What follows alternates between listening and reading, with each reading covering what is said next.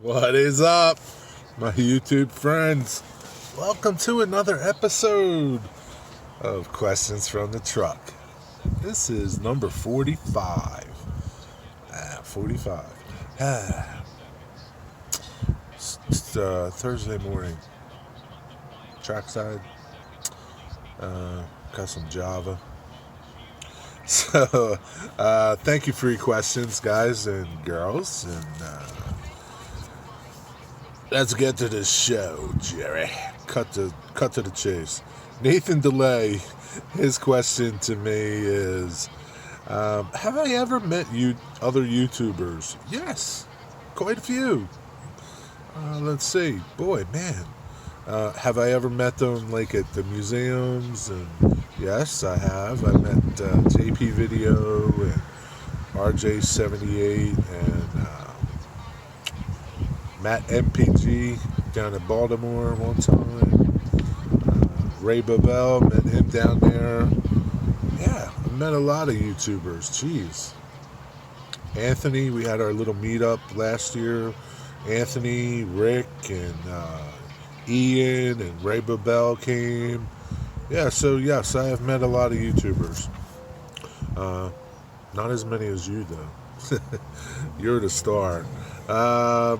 His other question is, have I ever been to Reading and Blue Mount, like Reading Northern train excursions? Back in the 80s, I went on a train ride, and I guess it was Reading and Northern. We left at like Temple. That's a train's company.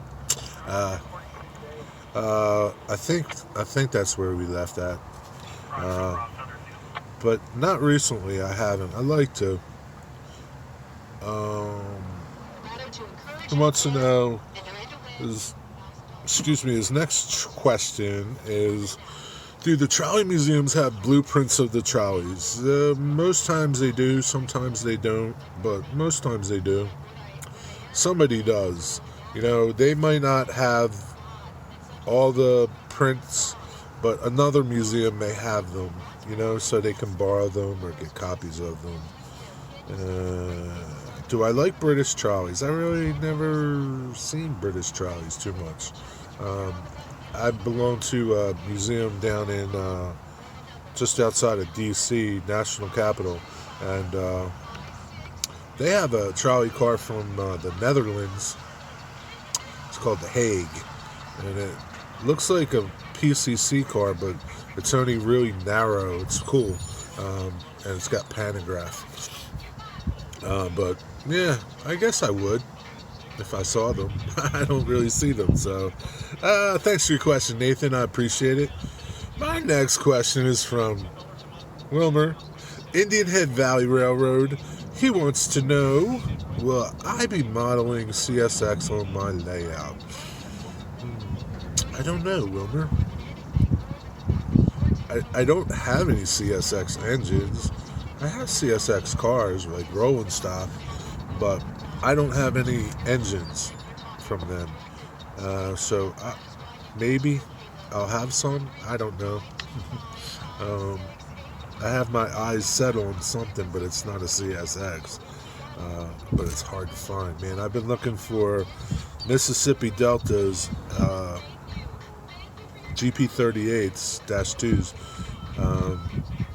They're the old Rock Island, the Rock, in the bankrupt blue. I've been looking for them, man, and they're hard to find. And I really got my heart set on that. So CSX will be a second choice, I guess. Will I be running Steam? I'm going to run DCC, so I don't have any DCC Steam. So for now, no. But yeah, who knows later. Thanks for your question, Wilmer. My next question is from, let's go with Rick Bailey. Rick wants to know, when a fault is triggered at a defect detector, when is the car pulled for service? I guess it depends on the fault. what it's picking up. If it's something like a hot wheel bearing or something, they'll call it a hot box, I think. Probably pretty fast, because that can go south bad. So I would guess it would be pulled at the next yard and serviced. Other things, I don't know. It would just depend. So that kind of covers that. And it was a two-part question. When's the car pulled for service? I don't know that to be a fact, but I would think that if a car got a hot bearing detector, if it had a hot bearing or something, that they would pull the car pretty fast, and it would get serviced. Who would be responsible for the repairs? Again, this is just a guess. Somebody out there, if you know, please chime in and let us know. This is just a guess. I would think the car owner. Whoever owned that car, kind of like, I guess how it works is like your car and my car. You own it, you repair it, well, you get it repaired and get a bill, right? So, depending on what needs to be done, these railroads have car shops, so they do work. And so I guess they would get billed, unless the railroad owned it, right? And then they would get billed. But, yeah, thanks for your questions, Rick. My next question's from Digger Evans. Digger wants to know the longest freight train ever pulled here and how many power units were on it. I had to look it up. I looked it up, and believe it or not, there was a record of it. Whether it's changed since 2010, when this was done, I don't know. But I think it was the UP. I think that's who it was. They pulled an 18,000 foot, that's 3.4 miles or 5.5 kilometers. 18,000 foot train, 296 containers, 9 power units. Now, that doesn't mean that all 9 were online. But I don't know. Because, I see 12,000 foot, 13,000 foot, 14,000 foot trains here in my area, and they may have 4 units on them. I don't know what their weight is. I'm guessing that this train was loaded. It didn't have a weight on it. So I believe that the way railroads pick the amount of power is by the weight of the train, and I guess it's terrain that it's traveling to, but that's my assumption. But yeah, that's 18,000 feet, man. Almost 3.5 miles long. That's a long train. Maybe it's been broken, I don't know, but that's what I got so far. If anybody knows any different, let us know. That'd be cool. Man, I hate to be stuck behind that train at the crossing. My next question is from PK and W Model Works. Bob over there, he wants to know, he has a model railroad stash and a plastic model stash. Should he feel guilty? I don't think so, Bob. It's what you got, right? Don't feel guilty. Show it off. Do some bragging about it. How big is mine, he wants to know. I don't have one, dude. Stash, to me,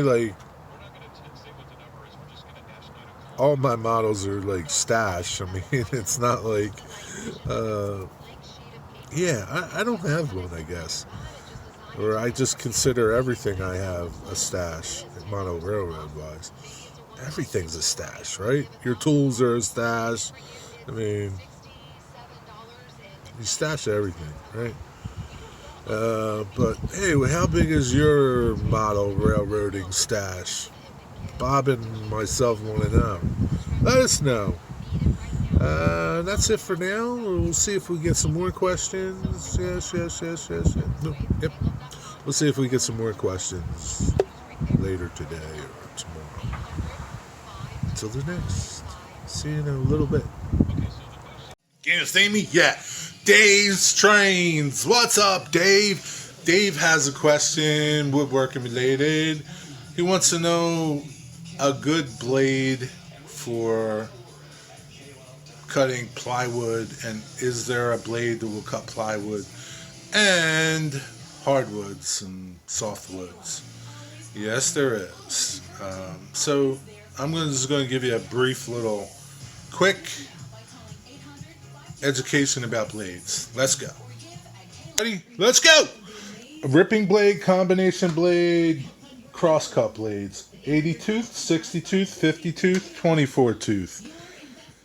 Big difference. So a combination blade is a ripping blade and a cross-cut blade in one. So what you're looking for with a combination blade are big gullets. That's the valley in the teeth, okay? As opposed to this 80 tooth, right? Small little gullets, and it's just how it is. What the gullet does is it moves the sawdust and chips away from the blade and out, to make your cuts smoother and faster, less heat, friction, and blah blah, right? If this is all you had, okay, and if you're ripping with it, you went slow and didn't try to force it, you'd be fine. As opposed to if you're ripping with this, you could push wood all day long, and this 24 tooth blade will just eat anything in its path. Okay? Versus a 60 tooth or an 80 tooth, you're not ripping with either of these. You're going to burn your wood. It's going to be slow. You're going to labor your saw. It's not a good blade. So if you're a person that doesn't want to change blades, a combination blade will do you. Okay? However, if you're looking for just cross-cutting and plywood cutting, and you're doing plywood for, say, cabinets or furniture, this is not your blade, okay? Because you're going to wind up with, let me see, is this P70? No, not really, because I cut it with a good blade. You're going to get tear out on your plywood with a combination blade. It's just not going to give you a good clean cut here, okay? You want an 80 or a 60. In my saw right now, I have a 90 tooth. You might say, hey, 90 tooth, 80 tooth, what's 10 teeth? What's the difference? Huge. The difference is huge. When I bought that 90 tooth, these are our Freud blades, Freud. Got them all at Home Depot, about $30, 50 to 60 bucks. I think I paid 60 bucks for that 90 toother. Big difference between this 80 and 90. Let's go to the saw. So these are some boards left over from my trolley restoration. These are sides. I'm going to make something with them. So you can see this edge. It's going to focus. That it's not. Let me look at this edge. This edge, you can see a lot better because it's white. It's primed. I would say that's like a factory edge. Okay. Here's one's worse. Hey, look at that edge. Right. Pretty nasty looking, right? It's just a factory, right off their big saw, right? So, this is a 90 tooth blade, and you'll also notice a difference in your saw. It's a lot quieter. cut's a lot quieter, and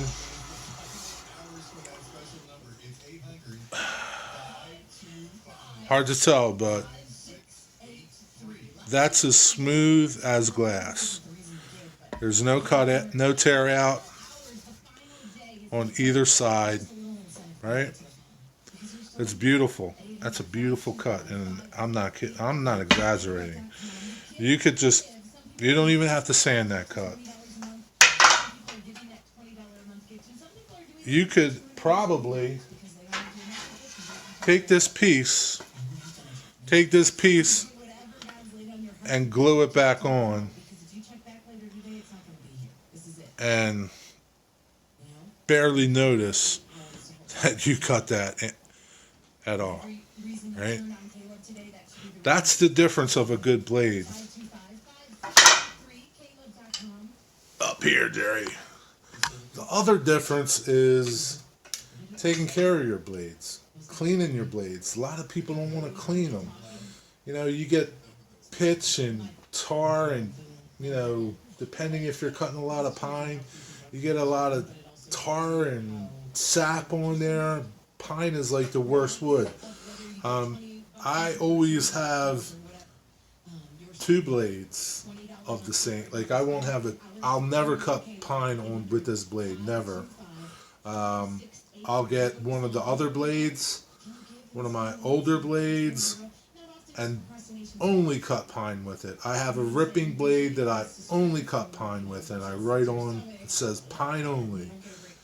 And because it just, you get a lot of build-up, pitch, and they get dirty really fast. But keeping your blades clean, I'll put a link to my woodworking channel that has a video about cleaning your blades. It's simple. It takes like 5 minutes to soak it and clean your blade, but keep your blade clean. Dave, I hope that helped you. And these blades are available. You're probably not going to find them like in circular saw blades, like a 90 tooth. I really don't know. I think I have a 45 in my circular saw blade, but it's a plywood blade. It's not a combination 45. So yeah, I hope that helped you, Dave. If you have any questions, just ask. Thanks everybody for your questions, and thanks for finding people's answers down below, helping people with their questions. Be well, be blessed until 2 weeks for next questions from the truck, and some train videos in the meantime. Be well, be blessed until the next time. See ya!